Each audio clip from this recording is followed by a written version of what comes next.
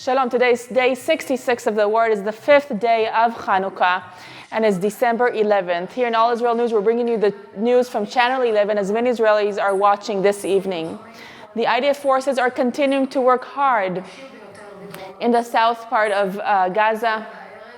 The defense minister is saying that Hamas is at the breaking point, but the price is high. Over 100 soldiers are killed since the ground maneuver, and today was allowed or officially announced that 7 were killed today, 5 of them together from an explosion of a bomb. We'll see their names, faces, and age. Roman Bronstein, 46 years old, from Bat Yam. Evyatar Cohen, 42 years old, from Kfar Sava. Elia Yanovsky, 24 years old, from Jerusalem.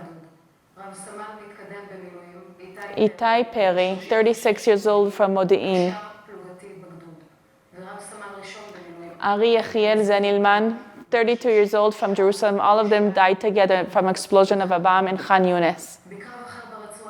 In another battle in a different part of the Gaza Strip, Gidon Eiloni was killed, 35 years old, from Asael. Gal Becher, 34 years old, from Oranit. May their memory be blessed. This evening we're going to bring also a document of the explosion that happened in Khan Yunis.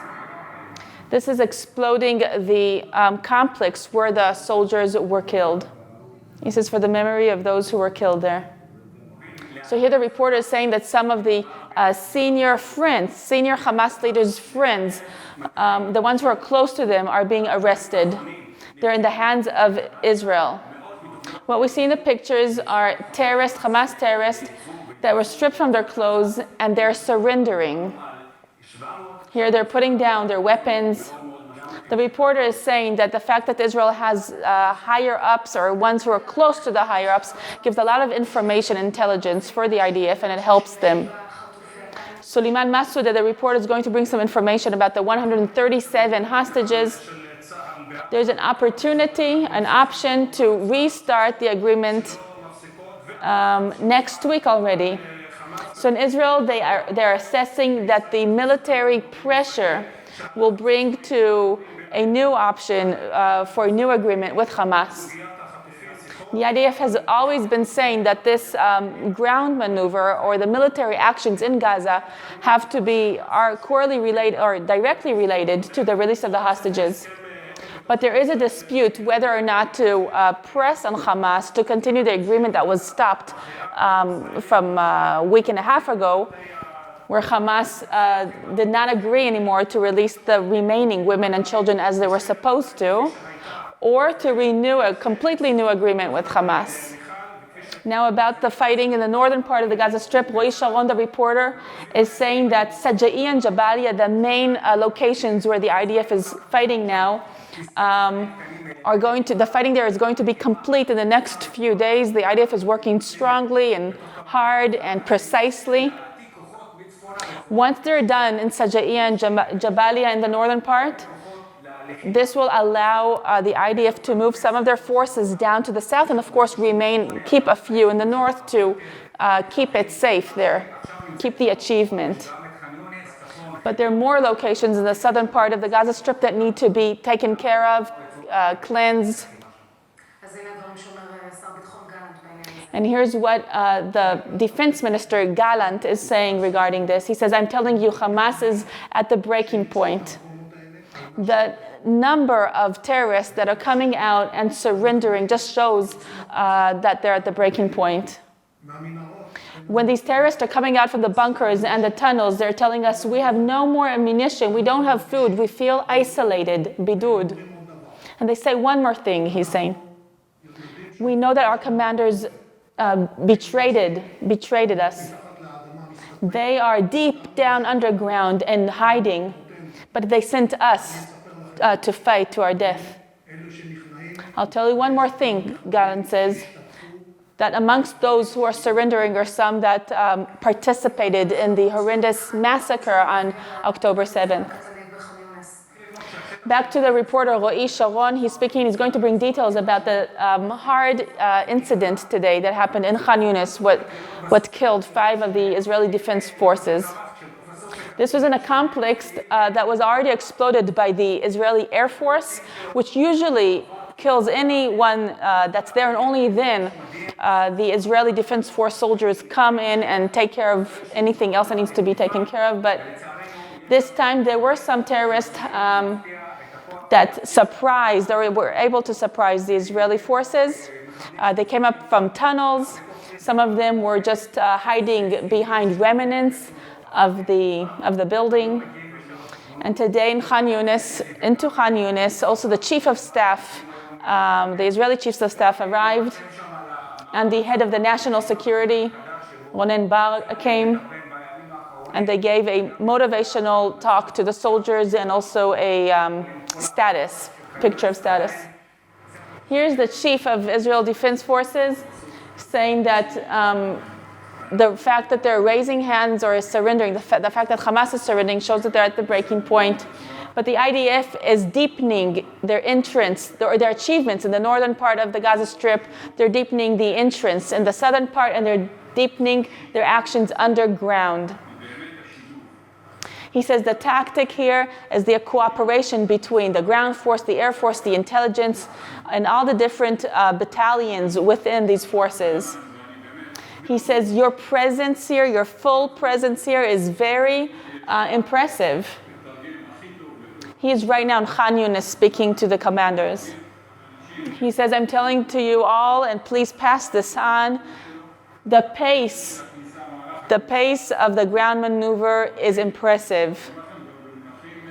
He says also in a historical aspect, it is very good, it's going very well. He says it's not easy, the battles are not easy, but it's going well. The defense lines of Hamas were ready, the built-up areas are many, it's not easy, it's complicated, but it's going well. Chanukah Sameach, he ends. And here's a summary of day 66 of the war. It says day 66 of the war. The IDF gets hit by the hard battles in Khan Yunis. In the northern part of the strip, in Sajiyah and Jabalia, more battles are continuing. Yesterday, a reserve battalion worked in a school, raided over a school where terrorists were hiding, and the terrorists exploded bombs on the IDF soldiers. According to the IDF, dozens of terrorists were killed by aerial vehicles. This is Benny Gantz. Part of the war cabinet says that the leadership of Hamas is losing control in this stage. He says we are dismantling deeply the military wing of Hamas in order that they will not be able to build it up again. And this is in Jabalia, in the humanitarian aid organization UNRWA. Here we see ammunition and explosives. All of this is in residential area, in a home of citizens. And they were all ready to be blown up. Also in a mosque, there was an RPG. They're showing here that this is where they were in a mosque. They were training computers, ammunition, weapons. More and more tunnel shafts are being revealed. Sometimes the terrorists are just surprising the IDF soldiers that are getting more used to it or being prepared for this more and more. Instead of risking more and more ground forces to bring in supplies, the Air Force is cooperating with the Logistic and Technology Wing, and they're sending in flown-in supplies. Here's one of the officers speaking from this technology and logistic wing. He says, we drop in supplies and we know how to supply logistics also to places where we cannot go enter physically. The next report is about the humanitarian that comes in, which Hamas is taking over. Here we see this Hamas terrorist. It's assumed to be that he's a Hamas terrorist that's armed.